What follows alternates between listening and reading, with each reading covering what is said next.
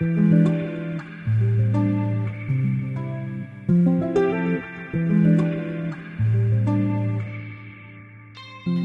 dans Sacrée Sexualité, le podcast où on parle de sexualité, mais pas comme à la télé. Je m'appelle Livia Quero, je suis écrivaine, je suis coach en sexualité et je suis aussi très fan de comédie romantique. Et tu vois, dans les comédies romantiques, le sexe c'est toujours automatique, fluide, génial et parfait. Et ça ressemble pas trop à la réalité. On ne nous montre pas tous les moments maladroits, compliqués, qui sont durs à naviguer. Et on ne nous montre pas non plus toute la dimension magique, sacrée de la sexualité qui va bien au-delà de mélanger les corps. Eh bien, tu sais quoi, dans ce podcast, c'est exactement ce qu'on va faire. On va parler des choses qui sont un peu compliquées, un peu difficiles et dont personne ne parle jamais. Et en même temps, on va parler de la dimension spirituelle, énergétique de la sexualité qui en fait un outil qui te permet de te reconnecter à qui tu es et qui impacte tous les aspects de ta vie. Je suis très heureuse de t'accueillir dans ce podcast et je te dis à tout de suite pour l'épisode du jour. Hello les amis, bienvenue dans ce nouvel épisode, je suis ravie de vous retrouver. Je viens littéralement de me réveiller, il est 8h30 du matin, donc autant vous dire que c'était une grasse matinée. Et ma fille dort encore. Donc je me suis dit, allez, je vais aller enregistrer cet épisode qui m'est venu quand j'ai ouvert les yeux, quoi. Je me suis dit, ok, je suis prête à parler de ça aujourd'hui. Ma voix, elle est un peu cassée parce qu'on s'est couché tard. C'est la période des fêtes dans notre quartier. Donc on a été invités à 2 fêtes hier. Bon, il y a une des fêtes où je suis pas allée parce que j'avais trop mal à la tête, mais du coup j'ai attendu mon chéri et ma fille en regardant un film avec Jennifer Lopez sur Netflix. Le film était trop mignon. Il y a plein de gens qui l'ont pas aimé, mais moi j'ai bien aimé. Je crois que ça s'appelle Office Romance. Bref, je digresse, mais en tout cas je me suis couchée tard et quand je me suis réveillée là, je me suis dit ah ouais vas-y, je vais me donner l'espace de faire ce petit podcast. Bon, sans transition, aujourd'hui on va parler de deuil. Donc petit trigger warning, si le deuil c'est quelque chose de difficile pour toi en ce moment, peut-être fais pause sur l'épisode ou reviens quand tu te sens plus ressourcé parce que ça peut réveiller des émotions. Voilà, si au contraire tu penses que c'est ok pour toi, ben c'est parti, bonne écoute. Alors, peut-être que vous l'avez remarqué, les 2 dernières semaines, j'ai pas posté de nouvel épisode sur le podcast. On a reposté certains de vos épisodes préférés. C'est l'avantage que j'ai en ayant fait plus de 240 épisodes. Il y en a plein. Et il y en a plein aussi que vous n'avez pas forcément entendu. Donc on aime bien en remettre quand, par exemple, je suis pas là ou que je suis en pause. Donc voilà, vous avez eu droit à 4 épisodes que j'aime beaucoup, super sympa, à revisiter. Et j'étais pas là, pas parce que j'étais en vacances, mais parce que je suis en deuil. Il y a 2 semaines, j'ai perdu ma tante, qui est la grande sœur de ma mère. Et c'était comme une deuxième maman pour moi. C'était comme une deuxième maman pour vraiment beaucoup de gens parce que c'est elle qui a élevé toute la fratrie de ma mère. Sachant que leur mère, elle, était malade d'une grande partie de sa vie. C'est ma tante qui a vraiment pris en charge plus d'une dizaine d'enfants. Et donc moi, je suis sa nièce, mais c'est comme si c'était ma grand-mère ou ma deuxième maman. Et la laisser partir, c'était très dur. Jusqu'à maintenant, je pense que j'ai pas encore accepté qu'elle était partie parce que c'est le genre de personne très charismatique, assez formidable, qui prend plein de place. Et je me suis jamais dit qu'elle allait mourir. Je la voyais immortelle, je la voyais rester sur Terre pour toujours. Même si sa santé se dégradait un petit peu, je me disais que ça allait aller en fait. Je sais pas, je me disais qu'elle avait encore 30 ans devant elle. Mais c'était pas le cas. Et donc du coup, ça m'a fait un énorme choc. Ça nous a fait à tous un énorme choc, on s'attendait pas. Parce qu'elle était encore mobile, voilà, elle faisait encore ses trucs et tout. Mais voilà, ça nous a fait un énorme choc. Donc c'était pas facile à naviguer. Et j'avais envie de faire un épisode sur le deuil et comment j'aborde mon deuil du mieux que je peux. Parce que je ne suis pas experte en deuil. Je suis l'opposé d'experte en deuil. Si vous demandez à mes clientes, de temps en temps je leur dis, j'aborde avec plaisir tous les sujets sauf la mort. La mort c'est pas mon truc. Et j'en avais parlé à ma meilleure copine et elle m'a dit, t'as du mal avec la mort parce que t'es tellement vivante. Et c'est pas faux. Je suis connectée au fun, à la joie, aux orgasmes et tout. Et la mort c'est pas un terrain qui est familier pour moi et avec lequel je suis à l'aise. Mais bon, comme tous les humains, j'y suis confrontée et tôt ou tard on y est confronté. C'est le cercle de la vie, on va dire. Donc j'avais envie de faire cet épisode sur le deuil pour vous raconter un peu comment moi je le navigue et peut-être que ça peut vous donner des pistes et des inspirations si vous aussi vous êtes en deuil ou si Il s'avère que malheureusement vous perdez un proche, j'espère que non, mais encore une fois c'est le cercle de la vie, donc tôt ou tard on finit pas par perdre des gens, c'est ce que je suis en train d'apprendre. Et c'est pas facile à admettre, mais bon. Et donc du coup je vous partage un peu ce qui m'aide. Cette année, j'ai perdu 2 personnes proches. J'ai perdu ma tante, donc il y a 2 semaines, et j'ai aussi perdu mon oncle en début d'année, en février. Mon oncle, c'était le petit frère de ma mère. Il était en situation de handicap et c'est ma mère qui s'en occupait. Donc ça faisait 30 ans qu'elle s'en occupait. Donc ça veut dire que mes frères et moi, on a grandi avec et c'était comme notre frère. Ça aussi, c'était très très très dur. C'était très dur. Mais ces 2 morts sont pas pareilles. Déjà, c'est la première chose que j'ai appris, c'est que une personne qui part ne laisse pas la même empreinte ou la même énergie qu'une autre. Quand mon oncle est parti, j'étais profondément triste et j'ai ressenti aussi tout l'amour que j'avais pour lui. J'avais vraiment... c'était dur et en même temps il y avait un côté très presque poétique où j'ai vraiment ressenti dans mon cœur à quel point je l'avais aimé, à quel point il avait été aimé. Et ça m'a aidé à faire mon deuil, bien qu'il n'ait pas fini, bien sûr. Et avec ma tante, c'est une autre couleur. C'est une autre couleur qui s'est réveillée. C'est quelque chose d'un petit peu plus violent pour moi, on va dire. Donc la première chose que je fais, c'est naviguer mes émotions. Étape 1. Étape 1, c'est laisser les émotions venir et leur donner leur place. Parce que le corps sait gérer le deuil. Le deuil, ce n'est pas un trauma. Il y a des deuils qui sont traumatiques, auquel cas on les traite comme des traumas. Il y a des deuils qui vont laisser des, entre guillemets, couches ou des séquelles ou des empreintes sur vous. Et il y a des deuils qui vont s'apaiser naturellement parce que votre corps sait gérer le deuil, c'est la prérogative des humains. Et donc du coup, la première chose que je fais, c'est naviguer mes émotions. Et pour ce deuil-là, il y en a beaucoup. Profond choc, tristesse, mais aussi du regret et aussi de la peur. Dans mon cas, ça a réveillé une peur qui était latente, que j'apercevais de temps en temps, mais qui là est vraiment revenue en full force. C'est la peur de mourir ou que les gens autour de moi meurent. Quand ma tante est morte, je me suis dit c'est bon, tout le monde va mourir. J'ai eu un moment de panique totale, je me suis dit tout le monde autour de moi va mourir, je vais me retrouver seule, je vais me retrouver triste, cette personne va mourir, cette personne va mourir, cette personne... Genre j'ai vraiment commencé à paniquer total, en plus de la colère, de la tristesse, du regret. La tristesse parce que, comme je vous le disais, pour moi elle était immortelle et j'étais vraiment pas prête à la laisser partir. J'avais envie de passer encore plein de moments avec elle en fait. C'est comme si on me l'avait enlevée sans prévenir. Et le regret parce que pour le coup je me dis j'aurais pu faire ça avec elle, j'aurais pu faire ça avec elle, j'aurais pu faire ça avec elle, tout ce que j'ai pas fait avec elle.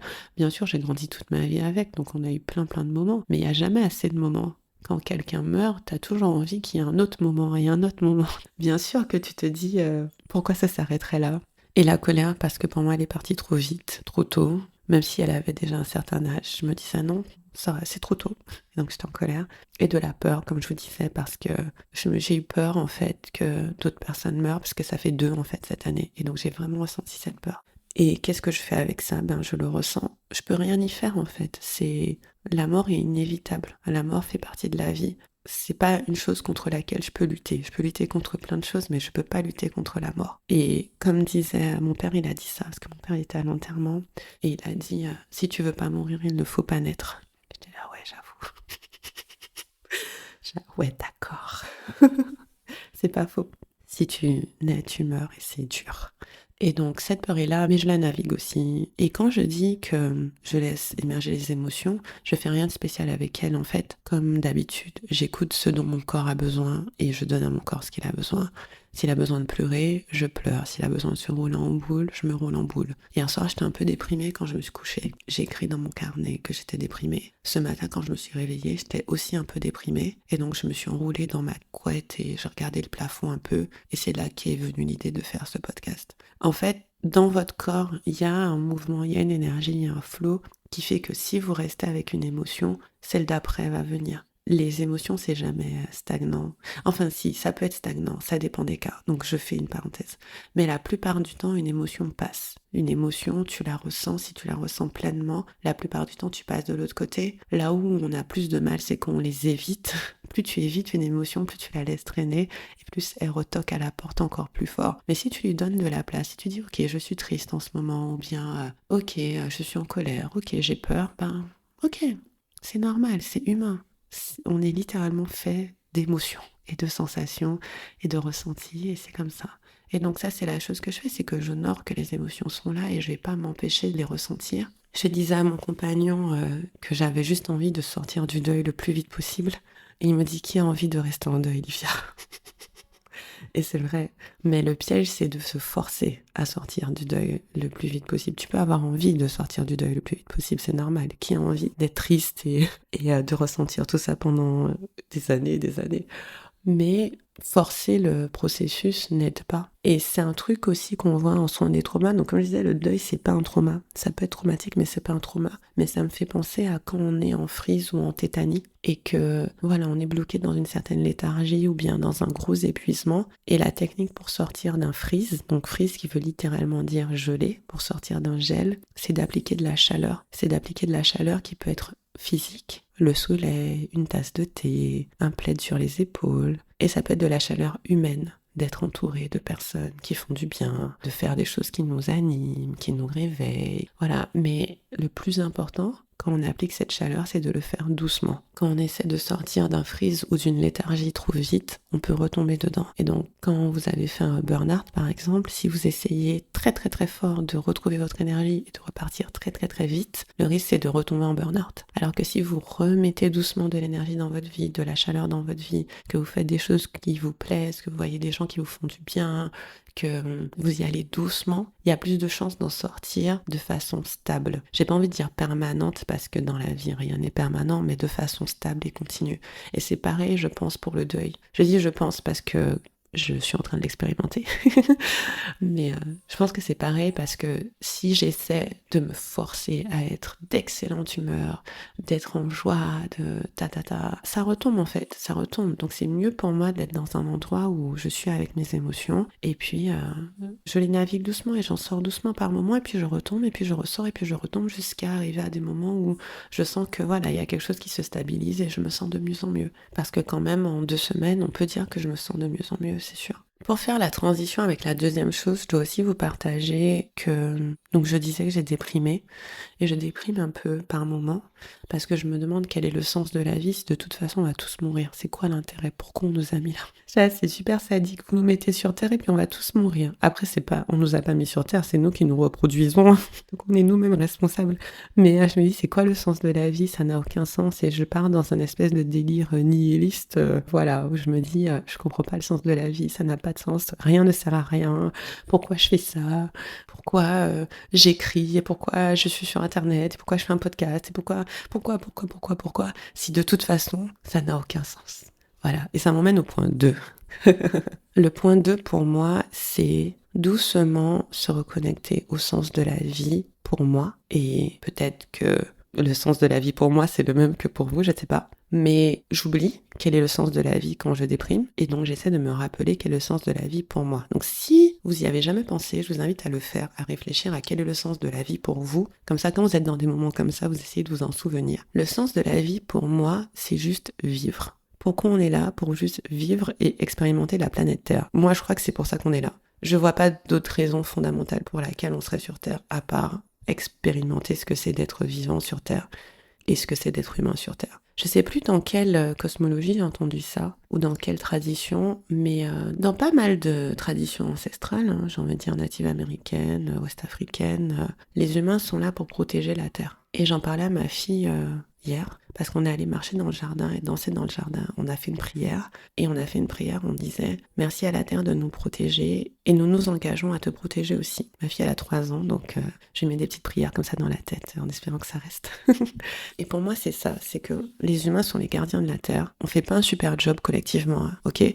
Mais j'ai un peu cette croyance, et je me dis, en retour, on est sur Terre pour l'expérimenter. On nous a donné 5 sens. On nous a donné, pour la plupart d'entre nous, un corps mobile. Je sais que c'est pas le cas de tout le monde parmi nous, mais la plupart d'entre nous, un corps mobile. On nous a donné une intelligence qui nous permet de nous adapter à toute situation. On nous a donné de la créativité. On nous a donné beaucoup de choses. On a beaucoup d'outils en tant qu'humains. Et pour moi, ces outils sont faits pour expérimenter la vie sur Terre. Aller voir des beaux endroits, manger de belles choses, avoir des relations. Vraiment ressentir ce que ça fait d'être vivant, c'est littéralement pour ça qu'on est là. Je parlais avec une amie qui est très spirituelle et pour qui, en gros, quand t'es une âme et que tu choisis où tu veux aller, il paraît que la Terre, c'est très demandé parce que la Terre te permet d'expérimenter beaucoup de choses, beaucoup d'émotions, beaucoup d'expériences physiques différentes, etc.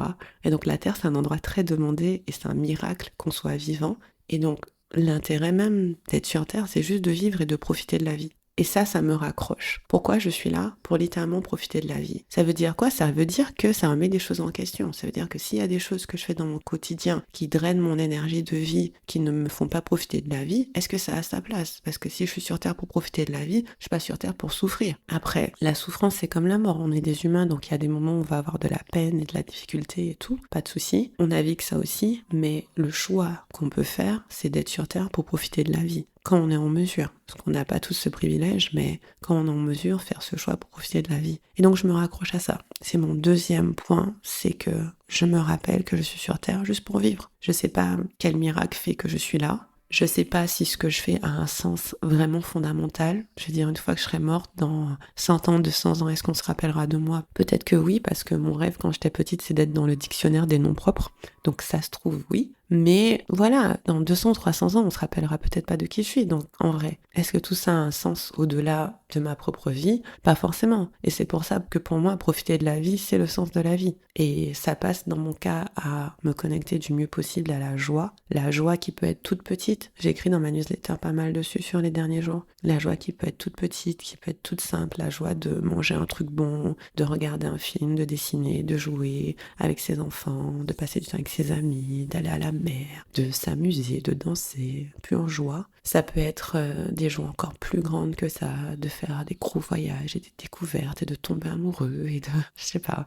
Mais pour moi, il y a plein de joies à expérimenter sur Terre et c'est littéralement pour ça qu'on est là. Même quand c'est pas facile, on peut trouver le chemin vers des petites joies. Et c'est ce que j'ai essayé de faire pendant mon deuil en fait. De, oui, certes, naviguer mes émotions, mais aussi m'assurer que j'essaie de me connecter à la joie et de la reconnaître quand elle est là. Parce qu'on n'a même pas besoin de tellement la chercher. Hein. Souvent, elle est juste devant notre nez. Souvent, il y a juste à la voir et voir comment elle s'exprime. Voilà. Donc ça, c'est ma deuxième chose. C'est connecter à la joie, à l'énergie de vie et ouais, au sens de tout ça.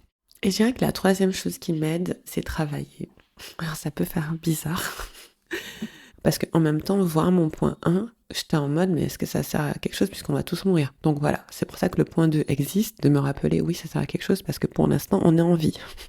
Ok, Livia. Ce qui m'a apporté beaucoup de joie aussi, c'est travailler. En fait, j'adore mon travail, comme vous pouvez l'imaginer. Et je réalise à quel point j'ai placé des bonnes fondations dans ma vie pour que quand justement quelque chose d'aussi grave arrive, ma vie telle qu'elle est me soutient. Et donc j'ai ma maison où j'habite qui est très jolie, qui est très calme, qui est très agréable. J'ai ma famille, j'ai mon compagnon, j'ai ma fille. Donc j'ai un quotidien qui est assez doux et très harmonieux. Et j'ai un travail que j'aime. Et la particularité de mon travail, c'est que j'aide d'autres personnes à profiter de la vie. C'est pour ça que ça rejoint le sens en fait. Mon rôle, c'est d'aider les femmes et personnes à vulve à avoir plus d'orgasmes et à libérer leur trauma. Pourquoi? Pour avoir des vies plus riches, pour profiter de la vie, pour avoir des vies plus intenses et plus profondes et moins avec des douleurs qui ne servent plus à rien en fait. Et du coup, dans la prolongation de ça, de quel est le sens de la vie et me connecter à ça, il y a mon travail. Et je dois dire que si vous l'avez pas encore mis en place,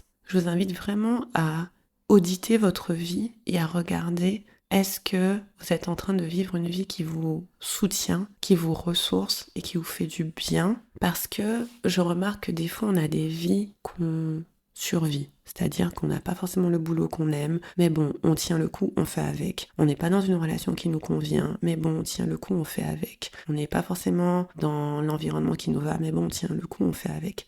Et le souci avec ça, alors je veux pas être alarmiste, mais le souci avec ça, c'est que quand quelque chose de grave arrive par-dessus, vos fondations, elles sont pas forcément très bonnes. Et avant que quelque chose arrive par-dessus, je vous invite vraiment à envisager d'ajuster votre vie pour qu'elle ressemble à ce que vous voulez vraiment. Je pense que c'est vraiment important. Et souvent on met ça de côté en se disant c'est pas très grave, c'est normal de pas aimer son boulot, c'est normal que dans une relation ça n'aille pas, c'est normal de ne pas tout aimer chez soi, c'est normal dans le sens où oui, la majorité de la population fait comme ça, mais ça veut pas dire que c'est les standards que vous êtes censé accepter, ça veut pas dire que ça vous suffit à vous. Laissez le monde, les autres ils font leur choix, ils écoutent pas ce podcast probablement, donc laissez-les faire leur choix, mais vous avez le choix de construire une vie qui est ressourçante pour vous et qui vous soutient. Je pense que c'est vraiment important parce que là, je le vois avec le décès de 2 membres de ma famille. Je suis rentrée chez moi, tout dans ma vie me soutenait en fait. Il y avait rien qui rajoutait à mon deuil. Il y avait rien qui me faisait, entre guillemets, chier davantage que je devais supporter et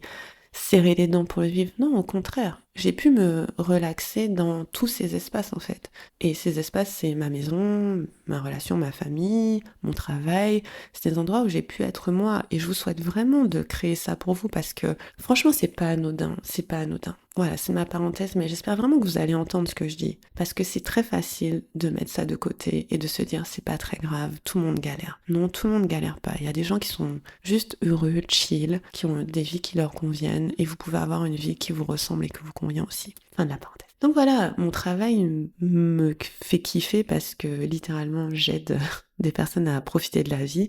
D'ailleurs, selon quand vous écoutez ce podcast, le mercredi 26 août, je fais une formation gratuite qui s'appelle Le secret des orgasmes puissants. Comment passer d'orgasme tout petit à orgasme transcendant. Il y aura un replay si vous n'êtes pas dispo. Et d'ailleurs, cette formation, elle m'est venue comme ça d'un coup dans mon journal quand j'écrivais. Elle est juste venue d'un coup, donc je me suis dit je vais la faire, ça me fait du bien. Et la troisième chose qui m'aide, c'est intéressant parce que je trouve que ça fait une évolution. Donc le premier, c'est laisser vos émotions faire leur travail. Le deuxième, c'est vous rappeler que vous êtes en vie pour vivre et vous connecter à cette joie. Le troisième, ce serait faire des choses qui manquent le maximum dans le présent. Parce que j'ai tendance à spiraler, j'ai tendance à penser très loin dans le futur, je tendance à être anxieuse et faire des choses qui me connectent dans le présent m'aide énormément. Donc j'ai parlé de ce qui me met en joie et tout, mais là je vais être un petit peu plus précise. Une chose qui me connecte beaucoup au présent, c'est écrire dans mon journal. Si vous n'avez pas de journal, je vous invite très fortement à en prendre un et à écrire. Moi, j'écris minimum 3 pages par jour. Vous n'êtes pas obligé de faire 3 pages, vous pouvez faire 1 page. Mais ça a été mon soutien, mais de ouf, pendant cette période. Parce que j'y avais juste beaucoup de choses dans mon corps qui voulaient s'exprimer. Et donc, les exprimer par les mots, c'est une façon pour moi de le faire. Une autre façon d'être présent, c'est de faire du sport. J'ai fait quelques séances de sport, j'en ai pas fait autant que je voulais, mais quand ça n'allait pas, je suis allée à la gym, j'ai été courir, j'ai été faire un peu de cardio, j'étais à un cours de yoga, un cours de pilates, un cours de renfort musculaire. Voilà, j'ai fait du sport parce que ça me rappelle que mon corps est vivant, que mon corps est là. Et forcément, quand t'es dedans, tu penses pas beaucoup à autre chose. Et la vérité, c'est que la vie s'expérimente au présent. La vie s'expérimente pas au futur. C'est ce que je me suis dit ce matin quand je me suis réveillée, quand j'avais un peu de reste de déprime. J'ai dit, Amélia, pourquoi tu déprimes? De toute façon, ta vie future, elle n'existe pas. Et le passé n'existe plus. Tout ce que t'as, c'est ce moment présent. Donc juste, vis ce moment et c'est tout, quoi. Et tu vivras celui d'après, tu vivras celui d'après. Je me suis dit, c'est vrai. Et donc j'ai eu envie de faire un podcast. C'est ce qui est venu dans mon présent. Donc je trouve que plus on arrive à s'ancrer, s'asseoir, rester dans le moment présent, moins on a tendance à spiraler et avoir le cerveau qui part dans tous les sens. Et c'est de l'ancrage en fait. Donc je disais, journaler, faire du sport. La troisième chose, aller en nature.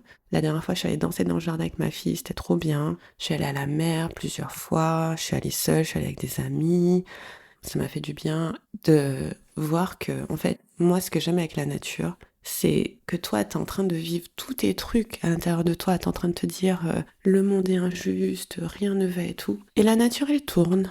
Elle tourne, elle a ses cycles. Il y a des choses dans la nature qui datent de millions et millions d'années qui sont encore là. Et il y a des choses qui sont éphémères et qui ne dureront qu'un jour. Et pour moi, se connecter au présent, c'est beaucoup se connecter à la nature. C'est, regarde autour de toi. La nature, c'est ce qui va nous apprendre le plus sur la vie, en fait. Donc je vois cette petite abeille, peut-être qu'elle a, je sais pas, combien de temps vit une abeille? 2 semaines, 3 semaines, moins. Et puis cet arbre qui est là depuis des centaines d'années. Et donc tu vois que le cycle de la vie se poursuit, mais dans l'instant présent, tout le monde est là, vous êtes tous là. Tout ce que tu expérimentes autour de toi, c'est là. Ce qui m'aide aussi, c'est me connecter au corps. Donc vraiment, si on reprend le point 1 sur les émotions, pour ressentir mes émotions, je me connecte à mes sensations corporelles. Et je vais toujours demander à mon corps de quoi il a besoin. Par exemple, il va avoir besoin d'une caresse sur la poitrine ou sur le cœur. Parfois, il a besoin que je tienne mon ventre. Parfois, il a besoin que je bouge un peu. Parfois, il a besoin que je reste immobile. Parfois, il a besoin d'un petit orgasme pour se relaxer. Voilà, peu importe ce dont il a besoin, quand je me connecte à mon corps, je suis connectée à l'instant présent et je suis connectée au fait que dans mes veines, il y a du sang qui pulse, mon cœur bat, je respire, je suis ici, je suis maintenant, j'existe là. Et donc, tout le reste a tendance à un peu s'éloigner quand je connecte à l'instant présent. Donc c'est un peu différent du 2 qui est la joie. Là c'est vraiment plus méditatif et plus conscient parce que je peux oublier, je vais pas vous mentir, tout ce que je vous dis là c'est pas comme si je le faisais parfaitement. Au contraire, c'est une pratique. C'est une pratique et je m'assure que je fais de mon mieux avec. Le plus dur, c'est de pas bypasser les émotions, de pas faire semblant que tout va bien, parce qu'il y a une part de moi qui veut juste ignorer que je me sens pas bien. Mais je sais que c'est pas la solution, puisque ça va revenir me mordre les fesses plus tard. C'est être avec ce qui est. Et une chose aussi que je peux rajouter, c'est que quand vous processez les émotions, donc quand vous êtes en train de ressentir l'émotion, la nommer, dire je suis déprimée, je suis triste, je suis en colère, j'ai peur, ça permet de réaliser que c'est ponctuel et pas que ça va durer pendant des jours et des jours et des jours. Et oui, pendant un temps, on se dit mais la vie n'a aucun sens et ça sert à rien et j'arrête tout. Pas j'arrête tout dans le sens je quitte cette terre, mais j'arrête tout, j'arrête toutes mes activités, rien n'a d'intérêt et tout. C'est ok de ressentir ça. Et puis après, quand tu ressens ça, la minute d'après, t'es là. Bon, bah là, je vais me faire une tisane. Et je vais aller lire un peu. Et je vais aller marcher. Et je vais aller faire des choses très basiques qui me remettent dans la vie. Et puis oui, peut-être qu'il y a des choses que je dois remettre en question. Moi, j'ai remis beaucoup de choses en question ces 2 dernières semaines. Sur mon organisation, ma façon de faire. Et c'est ok. C'est normal que la mort fasse remettre des choses en question. Il y a une chose que j'ai remise en question, et je vais m'arrêter là parce qu'après ça fera un trop long épisode, c'est comment j'utilise mon temps. Comment j'utilise mon temps. Parce que là, j'ai 39 ans, je vais avoir 40 ans l'année prochaine. Ça crée sa propre crise existentielle, on en reparlera. Et je me dis, pour cette prochaine décennie, donc de mes 40 à mes 50 ans, comment j'ai envie de vivre? Et une chose qui me vient, c'est que je veux passer moins de temps à produire, donc moins de temps sur mon entreprise, concentrer ce temps-là sur peut-être 1 ou 2 jours, et passer plus de temps à créer et étudier. Donc passer plus de temps à écrire mes romans et à étudier mes sujets, comme la neurobiologie, les orgasmes et leur fonctionnement, le soin des traumas, le lien entre sexualité et économie, mes petits trucs de geek quoi. Je vais passer un petit peu plus de temps à geeker. Tout va nourrir mon travail forcément, parce que tout est lié, je suis intéressée globalement aux mêmes choses, mais je vais passer moins de temps à produire et à créer pour le entre guillemets travail, et plus de temps à créer pour le fun, donc mes romans, et à étudier. Pour le fun aussi, pour le coup, parce que c'est parce que j'ai envie que je le fais.